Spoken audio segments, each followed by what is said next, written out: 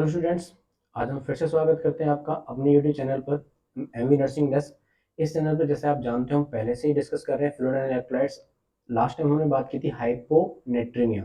ठीक है, आज हम बात करेंगे हाइपरनेट्रीमिया के बारे में। किसके बारे में? हाइपरनेट्रीमिया। ठीक है, जैसे ही आप जानते हो हाइपरनेट्रीमिया क्या है। What is हाइपरनेट्रीमिया? अगर मैं हाइपरनेट्रीमिया की बात करूं तो जैसे मैंने आपको बताया था हाइपोनेट्रीमिया। हाइपोनेट्रीमिया क्या था? हाइपोनेट्रिन में हमने देखा था कि जो सोडियम है वो हमारे उसका जो लेवल हमारी बॉडी में क्या हो रहा है, कम हो रहा है। वैसे हम पढ़ेंगे हाइपर नेट्रीमिया क्या है। हाइपर का मतलब क्या होता है? What is this hyper indicate? This indicate high amount, यानी कि जो वैल्यू है वो इंक्रीज हो रही है। और नेट्रीमिया, नेट्रीमिया का मतलब ये सोडियम को डिनोट कर रहा है। किसको कर रहा है? सोडियम को। तो जब आपकी सिरम में यानी कि ब्लड के अंदर, सिरम के अंदर जब हमारे सिरम में किसका लेवल बढ़ जाए, सोडियम का लेवल इंक्रीज हो जाए, और इंक्रीज कितना, अपनी जो नॉर्मल वैल्यू है उससे ज्यादा हो जाए, तो वो क्या कहलाता है? हाइपरनेट्रीमिया कहलाता है। अब लास्ट टाइम हाइपोनेट्रीमिया के दौरान मैंने आपको बताया था कि what is the normal value of serum sodium. तो हम दोबारा देख लें, what is the normal value of serum sodium. तो कितनी है नॉर्मल वैल्यू? 135 से लेके 145 mmol पर लीटर। ये आपकी क्या है?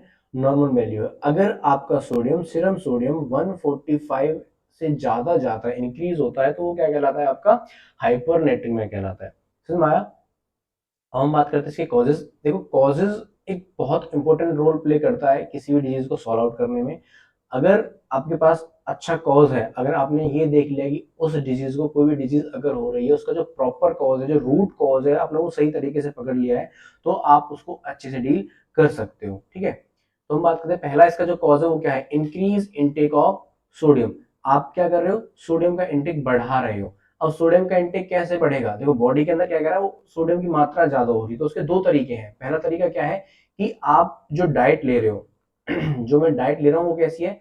सोडियम रिच है, उसके अंदर सोडियम बहुत ज्यादा है। जैसे बहुत से लोग होते हैं ना, खाना सॉल्टी ज्यादा पसंद है, उन्हें खाने के अंदर बहुत ज्यादा नमक पसंद होता है। नॉर्मली जो खाना बनता है उसमें वो एक्स्ट्रा सॉल्ट डालते हैं। तो ऐसे लोगों के अंदर क्या हो रहा है? सोडियम बढ़ रहा है। ठीक है, दूसरा क्या है, आप खा तो रहे हो लेकिन नॉर्मल सोडियम ले रहे हो, लेकिन आपकी बॉडी से सोडियम बाहर आ नहीं रहा है, किडनी का कुछ इश्यू हो रहा है, जिसके हो रहा है आपकी बॉडी में रिटेंशन हो रहा है। अब क्या हो रहा है बॉडी में? Retention of sodium. तो इन दोनों केसेस से क्या होगा? आपकी बॉडी में सोडियम की मात्रा बढ़ेगी। समझ में आया? पहला कॉज। नेक्स्ट कॉज की हम बात करें तो इंक्रीज वाटर लॉस। अभी क्या कह रहा है? Increase water loss. अब देखो हमारा जो हाइपोनेट्री में है, दो कंडीशन, मतलब दो फैक्टर्स पे वर्क करेगा इस केस में, इस सेकंड की कॉज में। पहला क्या है इसने, क्या है? वाटर लॉस यानी कि H2O। और दूसरा हमारा क्या है, जो हम डील कर रहे हैं, सोडियम। तो क्या कह रहा है कि जो सोडियम है वो डिक्रीज हो रहा है भाई। क्या हो रहा है? डिक्रीज हो रहा है। लेकिन ये सॉरी, जो वाटर है वो क्या हो रहा है? डिक्रीज हो रहा है। लेकिन ये सोडियम के बारे में कुछ नहीं कह रहा है। ठीक है, तो यहाँ पे क्या कह रहा है? जो वाटर है वो लॉस हो रहा है। अगर मैं कहूं कि मेरे पास 1 लीटर वाटर है, कितना है? 1 लीटर, और मैंने उसमें कहा मुझे 10 सोडियम चाहिए, 10 सोडियम में 10 कंपाउंड चाहिए, तो ये मेरा क्या है? नॉर्मल वैल्यू है, मेरी बॉडी की नॉर्मल। अगर 1 लीटर के अंदर मेरे 10 सोडियम रहेंगे तो वो बॉडी के अंदर नॉर्मल रहेगा। जस्ट एग्जांपल दे रहा हूँ। अब वहीं पे मैंने क्या कर दिया, इस वाटर को, इस 1 लीटर को मैंने कर दिया भाई 100 ml। कितना कर दिया?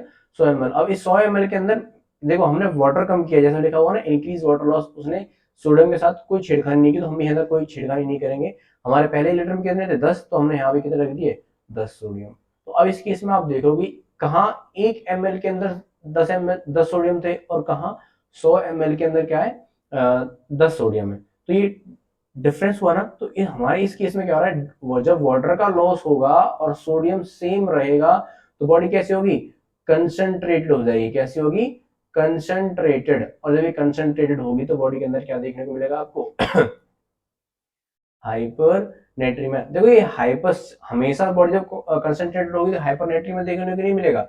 जिस इलेक्ट्रोलाइट, जिस पर्टिकुलर इलेक्ट्रोलाइट के रेस्पॉन्स में वाटर लॉस हो रहा है और बॉडी कंसंट्रेटेड हो रही है, उसी इलेक्ट्रोलाइट का लेवल इंक्रीज हो जाएगा। समझ में आया? ठीक है, नेक्स्ट थर्ड कॉजेज की बात करें हम, administer of sodium hypertonic solution.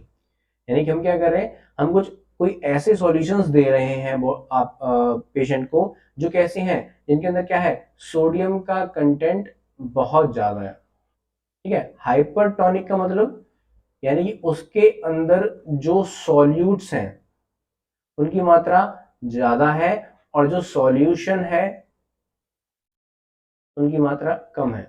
ठीक है, इसका एक एग्जांपल आता है आपका hypertonic serum sodium hypertonic solution का 3% सोडियम। जैसे आपकी एक जब आप नॉर्मल हॉस्पिटल में जाओगे, वहाँ आप देखोगे एनएस आता है, एक एनएस, वो जो नॉर्मल एनएस होता है वो आपका होता है 0.9% एनएस।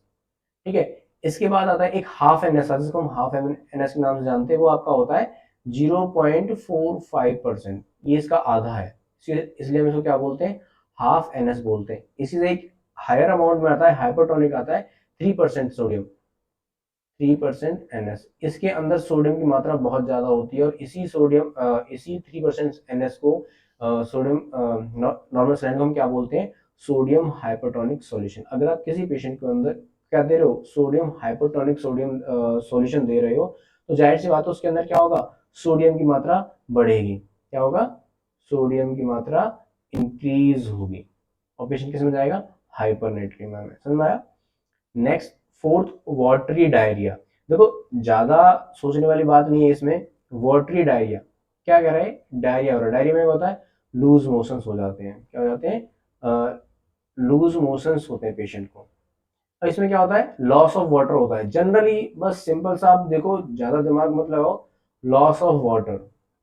उसने क्या कहा भी उसने यही कि भाई वाटरी डायरिया हो रहा है, यानी कि डायरिया के थ्रू, स्टूल के थ्रू क्या हो रहा है, लार्ज अमाउंट में वाटर आपकी बॉडी से लॉस हो रहा है। और यही हमने देखा था किसके अंदर, सेकंड कॉज के अंदर देखा था, इंक्रीज वाटर लॉस के अंदर। ठीक है, तो सेम आपका कहाँ पे देखने को मिल रहा है, आपको वाटरी डायरिया के अंदर देखने को मिल रहा है, जिसमें आपका क्या हो रहा है, वाटर का लॉस होगा, लेकिन जो इलेक्ट्रोलाइट्स हैं, जो बॉडी के अंदर इलेक्ट्रोलाइट्स हैं, हो सकता है वो बॉडी के अंदर रिटेंशन हो जाए, और इन्हीं इलेक्ट्रोलाइट में से एक हमारा होगा सोडियम, और हमें इसी के बारे में जानना है। अगर इसी की बॉडी के अंदर अमाउंट बढ़ेगा तो क्या करेगा, हाइपरनेट्रीमिया कॉज करेगा।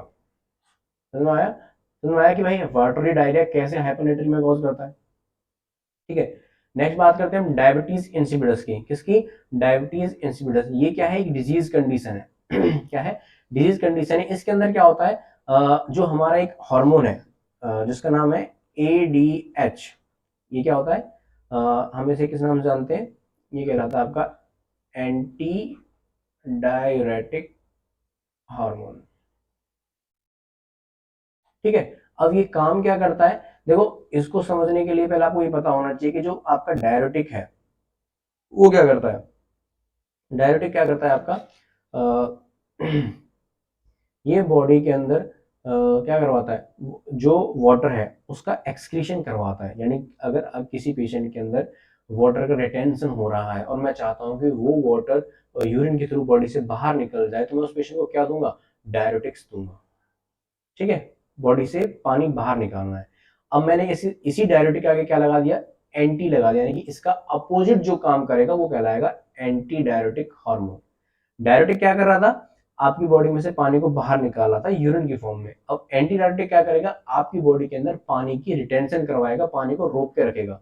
तो एडीएच क्या करवाता है, retention of water, retention of water. जब ये रिटेंशन ऑफ वाटर करवाएगा तो आपकी बॉडी में क्या होगा, इसका आपका जो है सोडियम की जो बॉडी के अंदर क्या होगा, H2O का लेवल इंक्रीज होगा।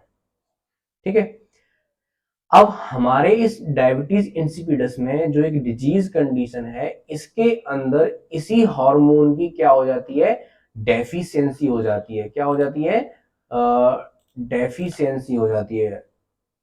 इसकी हमारी क्या हो जाती है, डेफिशिएंसी।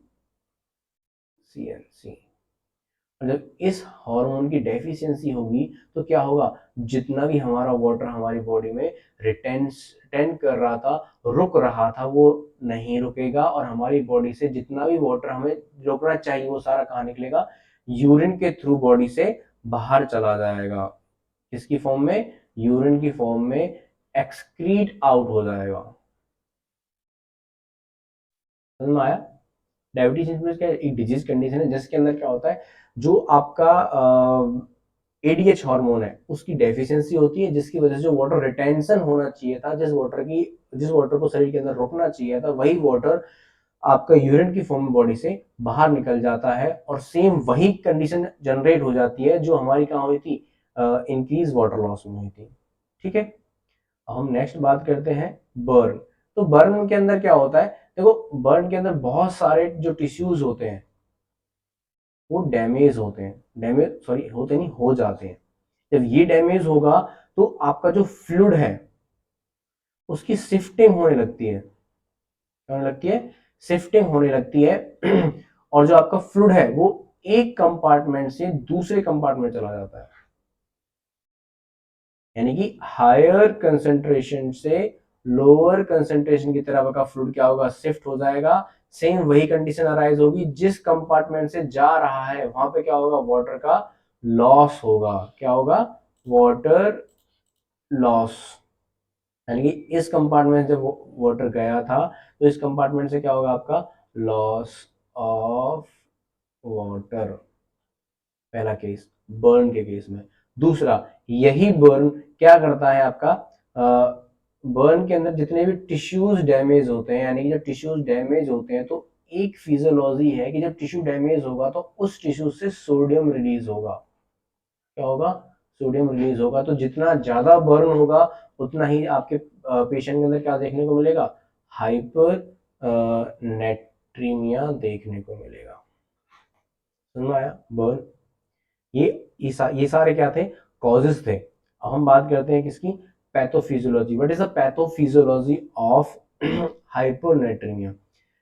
किसी एक अनजाने इंसान ने क्या करता है, it is not interested to study the changes, the abnormal changes, the pathophysiology. क्या किसी के भी बदलाव को पढ़ने में मजा नहीं है, बहुत मजा है। और वो बदलाव कैसा हो, एबनॉर्मल हो, यानी कि वो नॉर्मल ना हो। और वो क्या है हमारा पैथोफिजियोलॉजी, की कैसे बॉडी के अंदर कोई डिजीज अकर होती है, वो कैसे प्रोसेस करती है। ठीक है, ये हम किस में देखते हैं, पैथोफिजियोलॉजी में देखते हैं। ठीक है, तो हम जितने भी आपके कॉज हैं उसमें से किसी भी कॉज को उठा लो, हम उसको लेके रूल आउट करेंगे और किसके पास पहुंचेंगे, हम हाइपरनेट्रीमिया के पास पहुंचेंगे। तो मैंने कॉज उठाया आपका एक डायबिटीज इंसिपिडस। ठीक है, डायबिटीज इंसिपिडस हुआ। अब जो एबीपी है ये क्या है, ये हमारा एक डिसऑर्डर है जिसका नाम है एक मिनट, हाँ, अर्जिनिन वैसोप्रेसिन, तो प्रेसिन डिसऑर्डर, यानी आप लोगों को डेफिशिएंसी। ठीक है, तो डायबिटीज इंसिपिडस में क्या होता है, वैसोप्रेसिन की जनरली सीधा सा दो बोल रहा है, वैसोप्रेसिन की कमी हो जाती है। और यही वैसोप्रेसिन आपका क्या कहलाता है, ये वैसोप्रेसिन और कोई नहीं है, आपका वही एडीएच है। एडीएच का दूसरा नाम क्या होता है, वैसोप्रेसिन हो रहा है। तो डायबिटीज इंसिपिडस हुआ आपकी बॉडी में, तो किसकी कमी हुई, डेफिशिएंसी ऑफ वैसोप्रेसिन या फिर आपकी एडीएच की कमी हुई। ठीक है, जैसे ही एडीएच की कमी होगी तो क्या होगा, increase production and excretion of urine. यानी कि बॉडी के अंदर क्या होगा, यूरिन का प्रोडक्शन और उसका एक्सक्रीशन बढ़ जाएगा।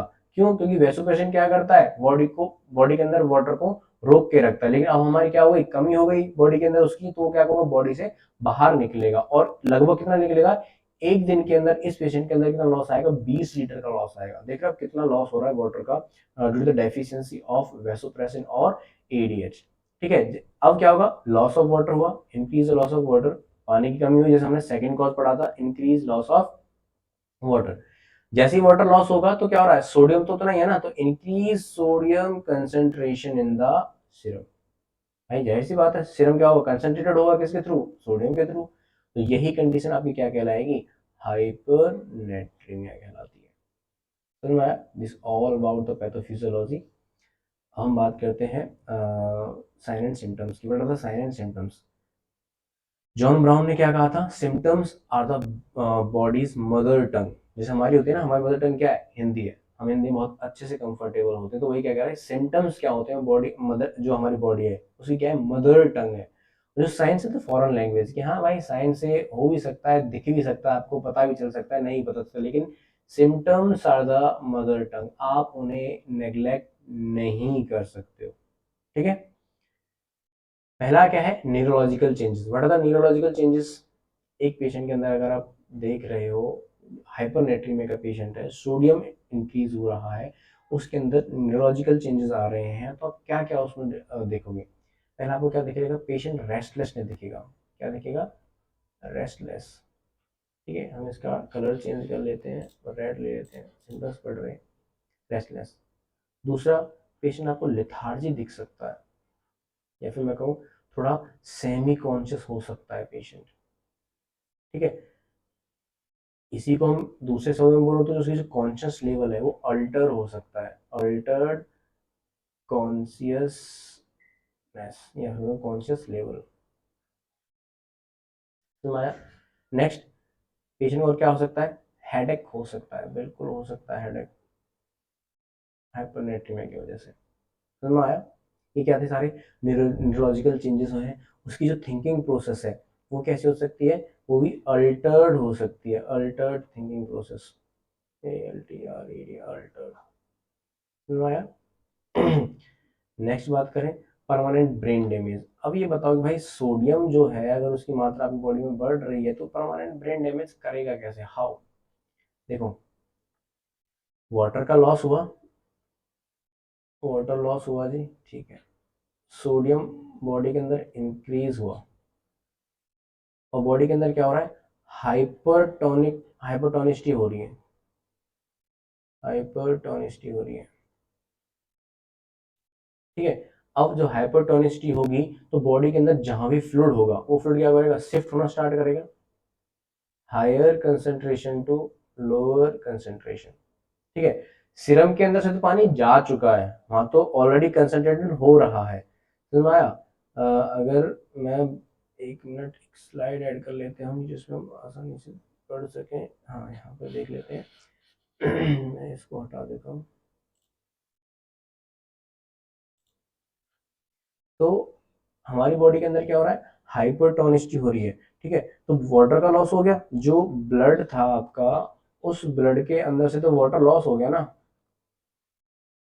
यहाँ पे सिर्फ क्या बचा है, सोडियम बचा है। अब पानी कहाँ है, इंट्रा सेलुलर कंपार्टमेंट में, कहाँ पे है, इंट्रा सेलुलर कंपार्टमेंट में। अब इस कंपार्टमेंट में से फ्लूइड कहाँ जाएगा, इस वाले कंपार्टमेंट, यानी कि this is the higher concentration and this is the lower concentration of solution. तो यहाँ से फ्लूइड शिफ्ट होगा कहाँ पे, सीरम की तरफ। तो यहाँ पे जितना भी फ्लूइड होगा वो इस सेल से बाहर निकलेगा।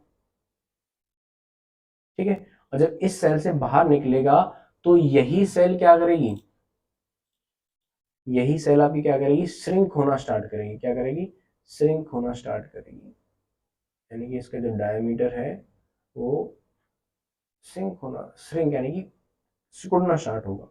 ठीक है, सिकुड़ना स्टार्ट होगा।